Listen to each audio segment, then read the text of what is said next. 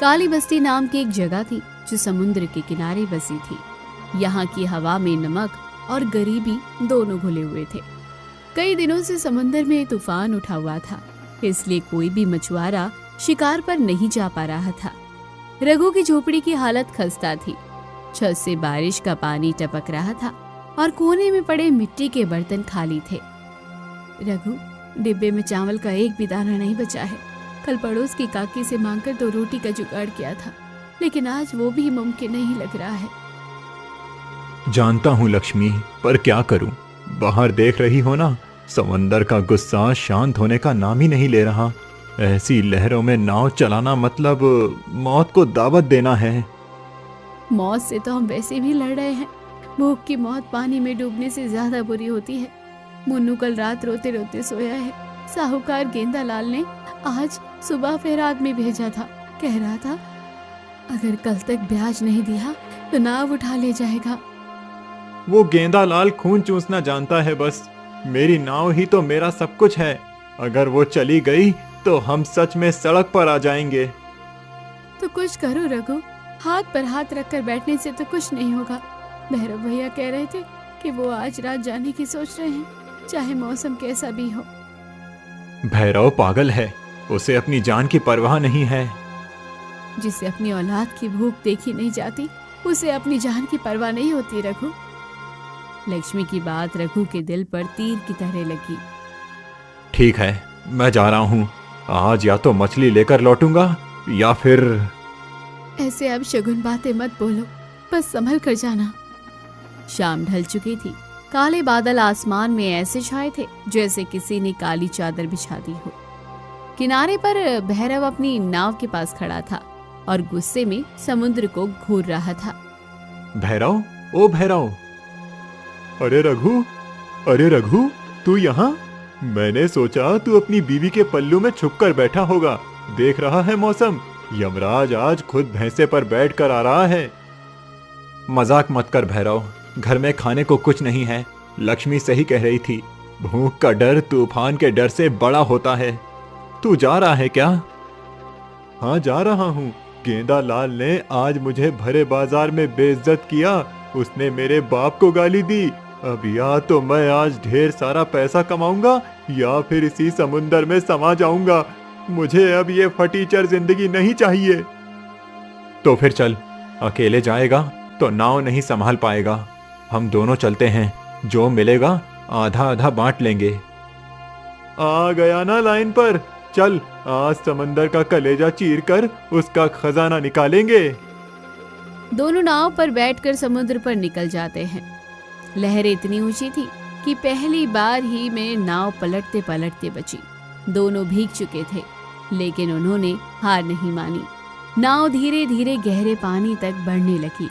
किनारा अब आंखों से ओझल हो चुका था। चारों तरफ सिर्फ पानी और गरजते बादल थे।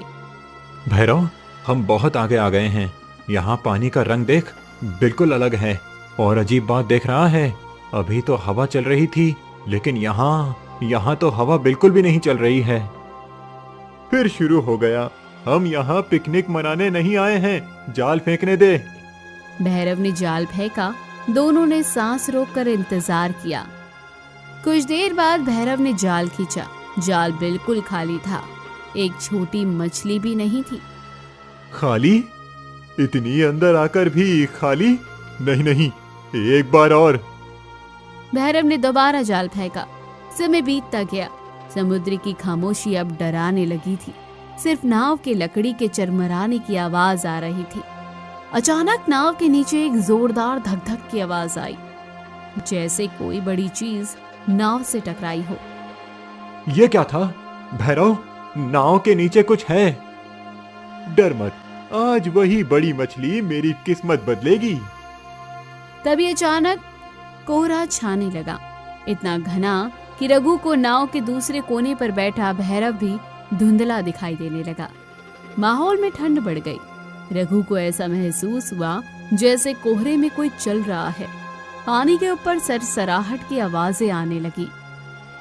भैरव, नाव घुमा ले। मुझे लग रहा है कोई हमें देख रहा है। यह कोहरा सामान्य नहीं है। देख, इसमें से अजीब सी गंध आ रही है। चुप रहे।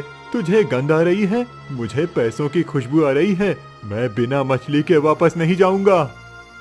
भैरव ने फिर जाल फेंका। इस बार जब उसने जाल खींचा तो जाल में कुछ भारी फंसा था। फंसा फंसा, देख रघु कितनी भारी है। जरूर मछली का पूरा झुंड है। हाथ लगा, लगा हाथ। रघु ने भी मदद की। दोनों ने पूरी जान लगाकर जाल ऊपर खींचा, लेकिन जैसे ही जाल ऊपर आया दोनों सन्न रह गए। जाल में मछलियां नहीं थी, बल्कि और टूटी हुई लकड़ियां थी। नहीं, ये क्या मजाक है? समंदर, तू मेरे साथ खेल खेल रहा है। मुझे मछली दे, मुझे मेरा हिस्सा दे। शांत हो जा भैरव, चिल्ला मत। समुंदर को ललकारना ठीक नहीं। चल वापस चलते हैं, आज हमारा दिन नहीं है। मैं नहीं जाऊंगा जब तक मुझे कुछ नहीं मिलेगा।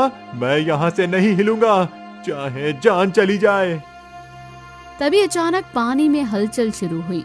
कोहरा और गहरा हो गया और पानी के अंदर से रोशनी फूटने लगी। नाव बुरी तरह हिलने लगी, जैसे पानी उबल रहा हो। रघु ने नाव का किनारा कसकर पकड़ लिया। भैरव, नीचे देख, पानी के अंदर वो रोशनी कैसी है? रोशनी?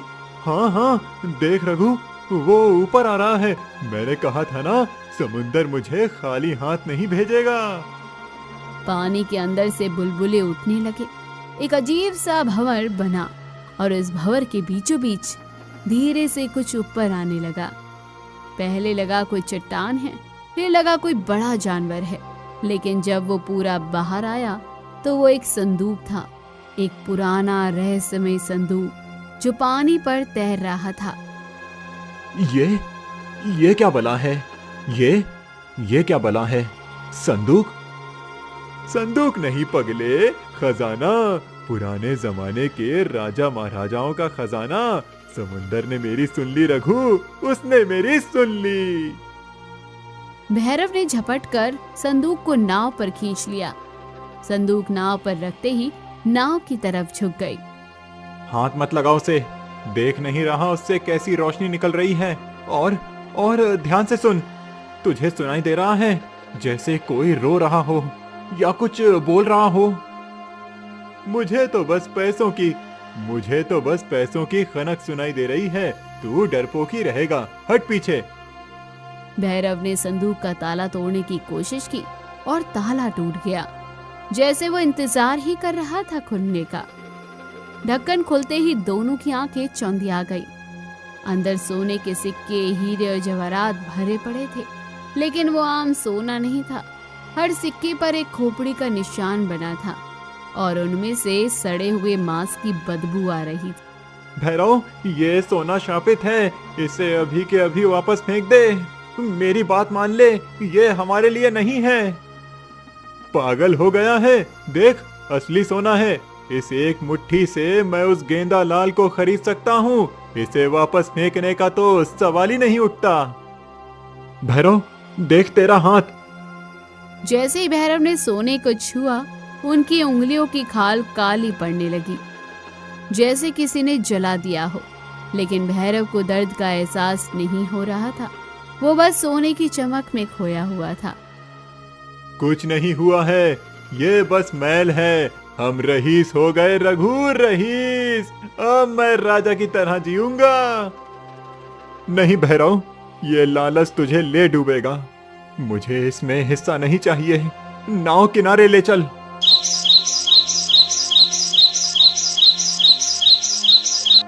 अगली सुबह पूरा गांव हैरान था। भैरव, जो कल तक दाने दाने को मोहताज था, आज गांव के बीचों बीच खड़ा होकर चिल्ला रहा था। उसके कपड़े वही पुराने थे, लेकिन उसके हाथ में सोने के सिक्कों की थैली थी। गेंदालाल, ओ गेंदालाल, बाहर निकल मोटे। कौन शोर मचा रहा है? अरे भैरव, फिर आ गया भीख मांगने। मैंने कहा था ना। भैरव ने सिक्कों से भरी थैली गेंदालाल की तरफ फेंक दी। थैली फट गई और सोने के सिक्के नीचे बिखर गए। गांव वाले ये देखकर सन्न रह गए। तेरे कर्ज से 10 गुना ज्यादा है। और सुन, आज से मैं इस गांव का सबसे बड़ा आदमी हूँ। मुझसे तमीज से बात करना। अरे बाप रे, इतना सोना कहां से लाया रे तू? चोरी की है क्या? समुंदर ने दिया है मुझे, वो मेरा दोस्त है। और हाँ, वो रघु, उसे एक फूटी कौड़ी मत देना, वो मेरा दुश्मन है। उसने मेरी किस्मत छीनने की कोशिश की थी। रघु भीड़ में पीछे खड़ा ये सब देख रहा था। उसे भैरव की हालत देखकर तरस आ रहा था। भैरव का चेहरा पीला पड़ चुका था, उसकी आंखों के नीचे काले गड्ढे बन गए थे और वो बार बार अपने हाथों को खुजा रहा था, जहां से अब खून रिसने को लगा था। ये सोना इसे खा रहा है और इसे पता भी नहीं चल रहा।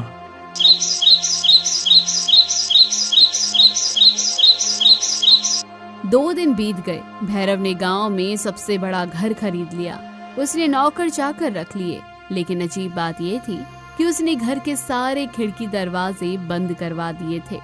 वहीं दूसरी ओर गांव में अजीब घटनाएं होने लगी थी। रघु, ओ रघु! क्या हुआ बाबा? आप इतने घबराए हुए क्यों हैं? गांव पर मुसीबत आई है बेटा। आज सुबह मैंने समुंदर को देखा, उसका पानी लाल हो गया है, खून जैसा लाल। जरूर किसी ने समुद्र के पाताल लोक से कुछ ऐसा चुराया है जो इंसान के लिए नहीं है। पाताल लोक?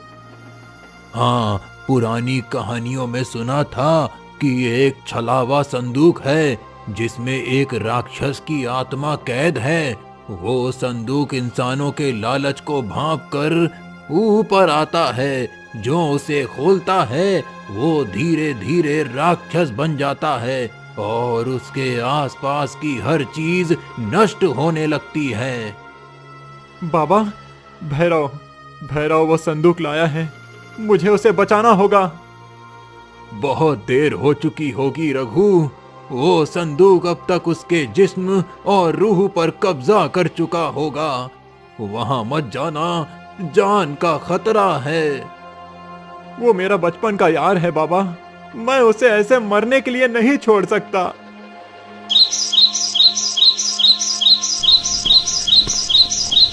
रात का समय था। रघु भैरव की हवेली की दीवार फांद कर अंदर घुसा। हवेली के अंदर भयानक बदबू फैली थी, सड़े हुए मांस और सीलन की बदबू। कोई नौकर नहीं दिख रहा था, हर तरफ सन्नाटा पसरा था। रघु दबे पांव भैरव के कमरे की तरफ बढ़ा। दरवाजा हल्का सा खुला था, अंदर से अजीब सी घुर्राने की आवाजें आ रही थी। रघु ने दरवाजा खोला और जो देखा उससे उसकी रूह कांप गई। कमरे के बीचों बीच वो संदूक रखा था जो अब और भी तेज रोशनी फेंक रहा था, और उसके पास बैठा था भैरव। लेकिन वो भैरव नहीं लग रहा था, उसका शरीर फूल गया था। उसकी त्वचा पर सोने के सिक्के चिपके हुए थे, जैसे मछली की चोइयां होती है। उसकी आंखें पूरी तरह काली हो चुकी थी, वो कच्ची मछली खा रहा था। तू यहाँ क्यों आया, मेरा सोना चुराने? भैरव, अपनी हालत देख, ये सोना तुझे मार रहा है। ये कोई वरदान नहीं, श्राप है, फेंक दे इसे। नहीं, ये मेरी ताकत है। देख, अब मुझे भूख नहीं लगती, मुझे नींद नहीं आती, मैं अमर हो रहा हूँ। तू अमर नहीं, जानवर बन रहा है। याद कर भैरव, हम साथ में खेलते थे, साथ में भूखे सोते थे। वो गरीबी इस राक्षसी हालत से लाख गुना बेहतर थी। तेरे बच्चे तुझे देखकर डर जाएंगे। भैरव की आंखों में एक पल के लिए इंसानियत लौटी। उसने अपने हाथों को देखा जो अब पंजों में बदल रहे थे। हैं? रघु, मुझे बचा ले, ये संदूक मुझे नहीं छोड़ रहा। मेरे अंदर आग लगी है रघु, मैं इसे छोड़ना चाहता हूँ, पर मेरे हाथ मेरे बस में नहीं हैं।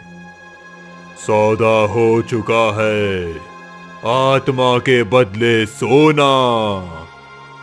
कोई सौदा नहीं। रघु ने किसी तरह संदूक को लेकर समुद्र की तरफ भागा। उसके पीछे भैरव की हवेली से डरावनी चीखें आ रही थी। जैसे ही रघु संदूक लेकर किनारे पर पहुंचा, समुद्र उफान पड़ा। लहरें इतनी ऊंची थी जैसे आसमान छू रही हो। ऐसा लग रहा था कि जैसे समुद्र खुद संदूक को लेने के लिए बेताब हो। ले, अपना ये मनहूस खजाना वापस ले, हमें नहीं चाहिए। रघु ने संदूक को अपनी छोटी सी नाव में डाला और नाव को खुद पानी में उतार दिया। लहरें उसे बार बार किनारों पर फेंक रही थी, लेकिन रघु ने हार नहीं मानी। वो जानता था कि संदूक को गहरे पानी में ही डालना होगा। किनारे पर छोड़ने से ये वापस किसी और को मिल जाएगा। नाव डगमगा रही थी, संदूक हिल रहा था और उससे निकलने वाली रोशनी अब गहरी और लाल हो गई थी। अचानक पानी के बीच में एक विशाल पानी का स्तंभ उठा और उसने एक आकृति का रूप ले लिया। इंसान, तू अपनी जान देने क्यों आया? तेरा दोस्त बिक चुका है, तू क्यों मरना चाहता है? क्योंकि दोस्ती सोने से महंगी होती है। मेरा दोस्त बिका नहीं है, बहक गया था। उसे माफ कर दें और अपनी ये अमानत वापस ले लें। हिम्मत है तुझ में, लेकिन क्या तुझे इसका मोह नहीं? देख, इसमें इतना सोना है कि तेरी 7 पुश्तें राज करेंगी। संदूक का ढक्कन अपने आप खुल गया। अंदर का सोना चमकने लगा। उस तूफान में भी वो सोना बहुत आकर्षक लग रहा था। एक पल के लिए रघु का मन भी डोल गया। उसे अपनी भूखी पत्नी, अपना टूटा हुआ घर याद आया। नहीं, जिस दौलत के लिए मुझे अपनी इंसानियत बेचनी पड़े, वो मुझे नहीं चाहिए। मुझे मेरी मेहनत की सूखी रोटी मंजूर है। रघु ने अपनी पूरी जान लगाकर संदूक को उठाया और नाव से बाहर धकेल दिया। जैसे ही संदूक पानी में गया, एक जोरदार धमाका हुआ। पानी के अंदर से एक तेज रोशनी निकली और फिर सब कुछ शांत हो गया।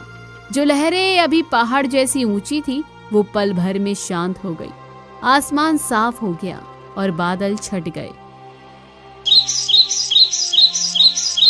अगली सुबह, रघु, रघु तुम ठीक तो हो? मैं ठीक हूँ लक्ष्मी, सब ठीक है। तभी पीछे से भैरव आता दिखाई दिया। वो बहुत कमजोर लग रहा था। उसके चेहरे पर अभी भी कुछ घाव थे, लेकिन वो अब इंसान था, जानवर नहीं। वो रघु के पास आया।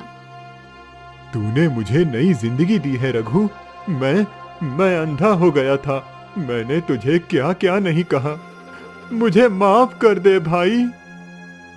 दोस्ती ही दोस्त के काम नहीं आएगा तो कौन आएगा? पर वादा कर, अब कभी लालच नहीं ढूंढेगा।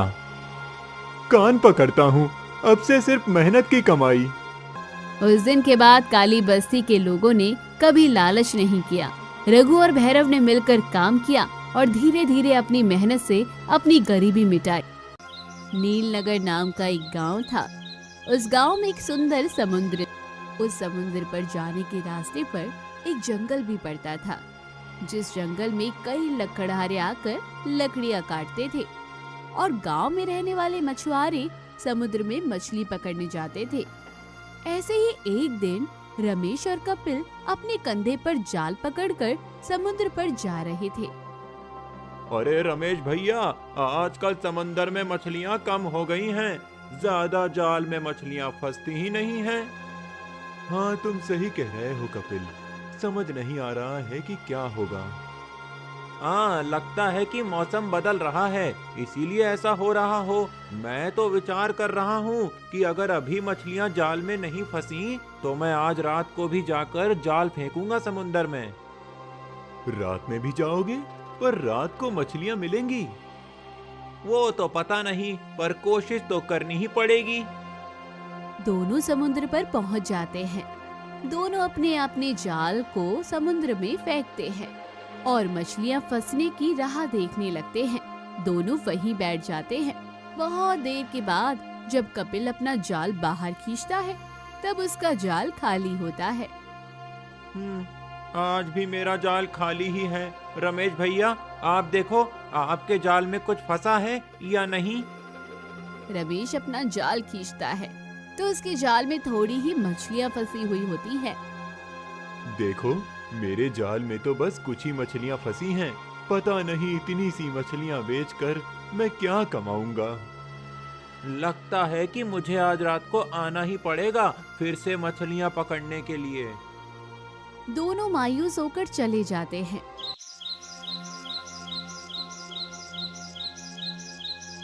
रात को कपिल जाल लेकर समुंदर पर आता है। वो समुंदर में जाल फेंकता है और राह देखने लगता है। तब अचानक समुद्र में लहरें बढ़ जाती हैं। ऊंची ऊंची लहरें उठने लगती है। आसमान में पूरा चांद खिला होता है और ऐसा लगने लगता है कि वो ऊंची लहरें चांद को छूने की कोशिश कर रही हैं। अरे ये क्या, ये अचानक इतनी ऊंची लहरें उठ रही हैं समुंदर में। लगता है कि तूफान आने वाला है। अब तो मछलियां जाल में फंसने से रही।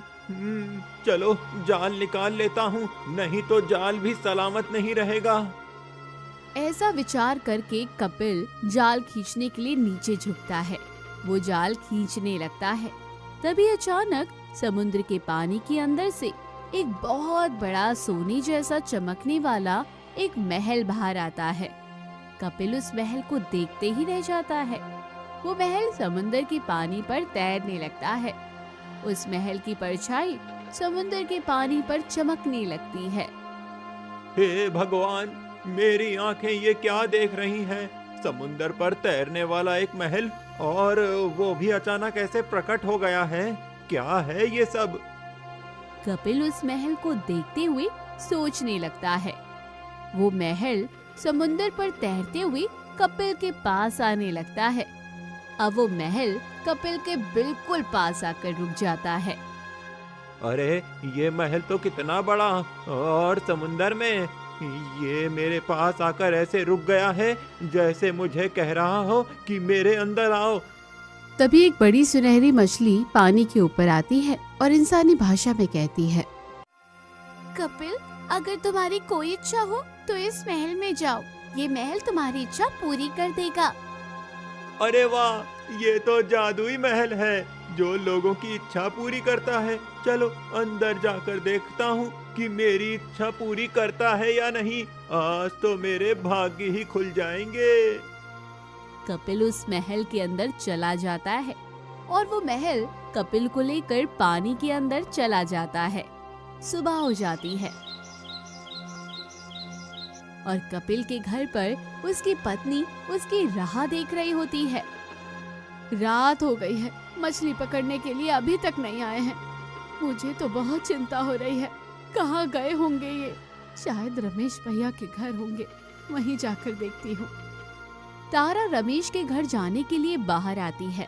तभी रमेश वहाँ आता है और अरे कपिल, कहाँ हो? चलो मछली पकड़ने जाना है। रमेश भैया, मैं अभी आप ही के पास आ रही थी। अच्छा, क्या हुआ?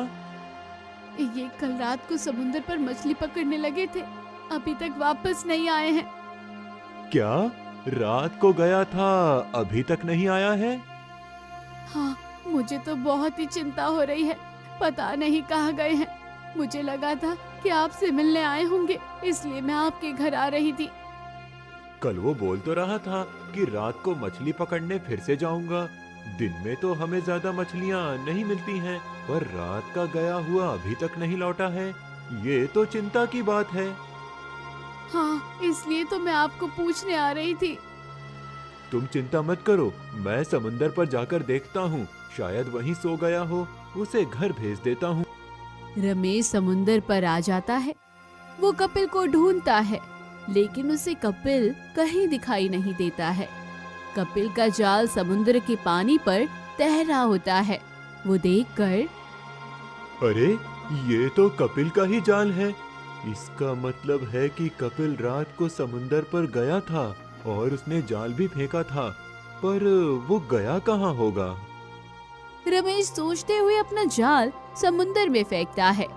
कुछ देर के बाद वो जितनी मछलियां जाल में फंसती है, उन्हें लेकर वो बाजार में बेचने चला जाता है।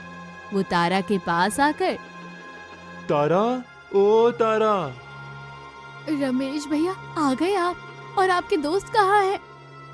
अरे वो मैंने कपिल को बहुत ढूंढा, लेकिन वो समुंदर में मुझे कहीं मिला ही नहीं। समुंदर में सिर्फ उसका जाल ही तैरता हुआ दिखाई दिया मुझे। क्या सिर्फ इनका जाल? तो ये कहाँ गए होंगे? वही तो कुछ समझ नहीं आ रहा है। कुछ दिन बीत जाते हैं, कपिल वापस नहीं आता है। ऐसे ही एक दिन गांव का दूसरा मछुआरा भी रात के समय समुंदर पर जाता है।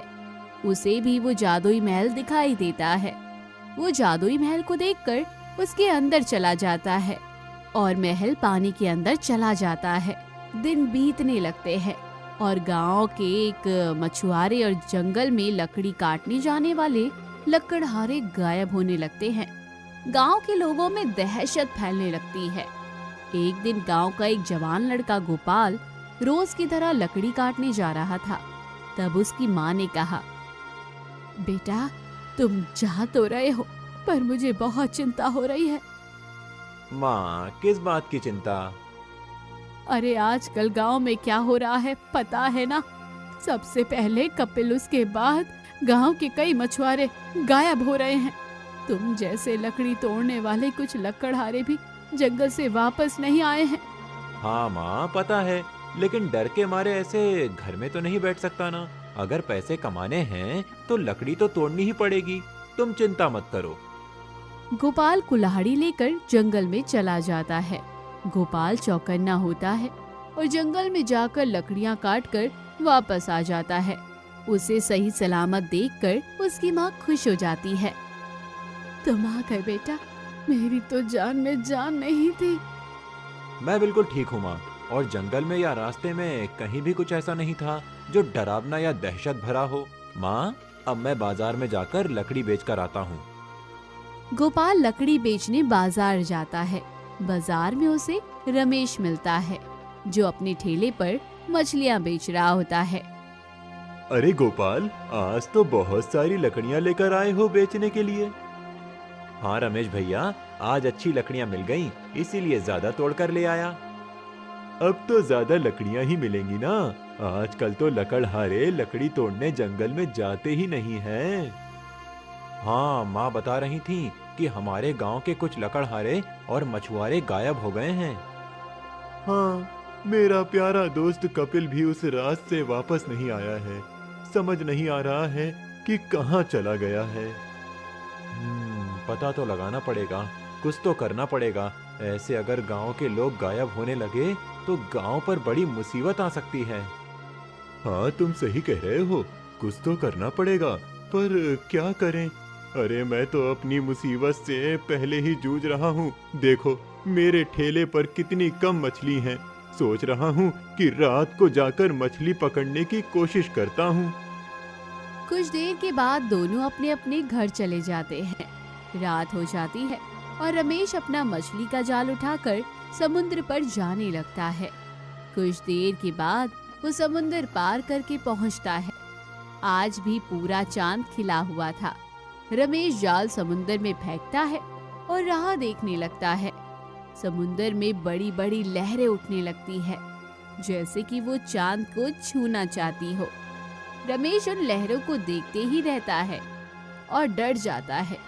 तभी समुद्र के अंदर से जादुई महल बाहर आता है। रमेश उस महल को देखने लगता है। अरे वाह, कितना सुंदर महल है, पूरे सोने का बना हुआ महल। अरे इस महल का एक टुकड़ा भी अगर मुझे मिल जाए तो मेरी जिंदगी पूरी संवर जाएगी।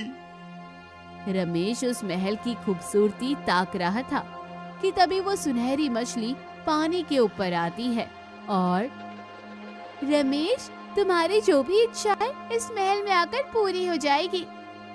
क्या सच में ऐसा हो सकता है? हाँ जरूर, ये जादुई महल एक इच्छा महल है। इसमें आने वाले की हर इच्छा पूरी होती है।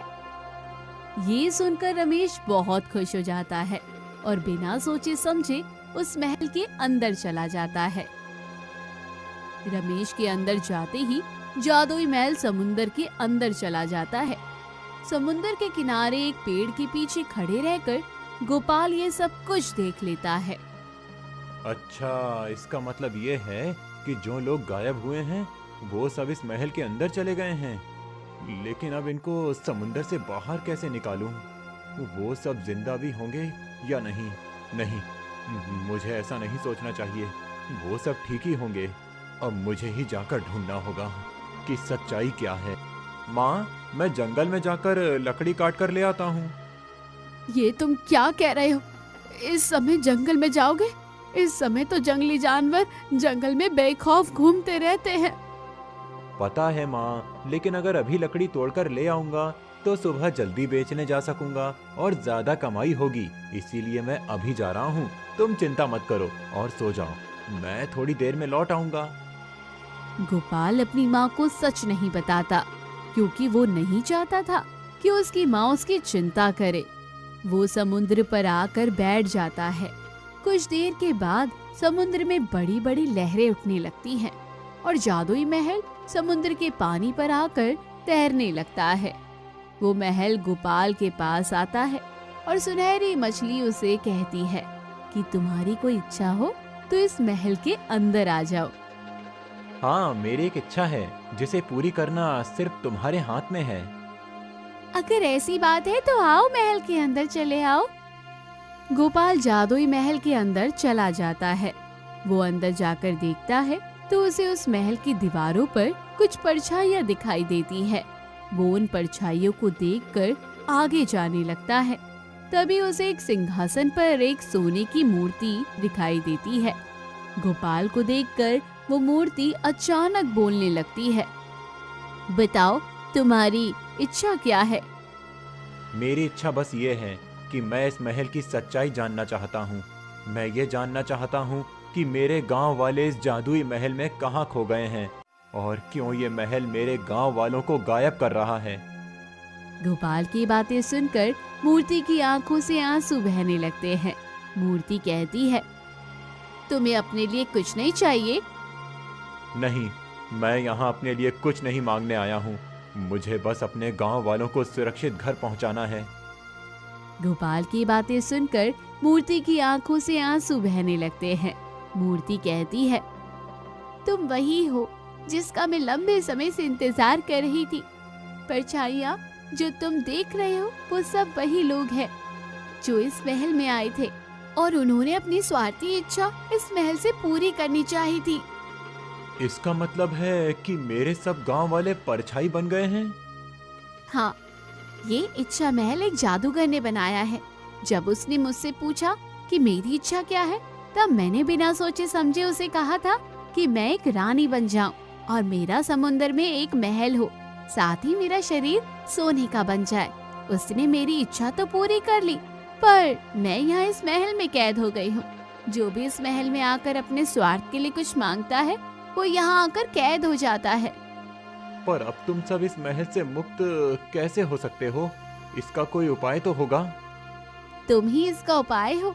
जब कोई बिना लालच के पूर्ण समर्पण भाव से इस महल में आएगा तो वही इस महल से सबको मुक्त करेगा। ये विधि का विधान है। पर मैं ये करूं कैसे? इस महल में कहीं उस जादूगर का एक जादुई मोती छुपाया है। अगर उस मोती को नष्ट कर दिया गया तो उसकी जादू टूट जाएगी और सब मुक्त हो जाएंगे।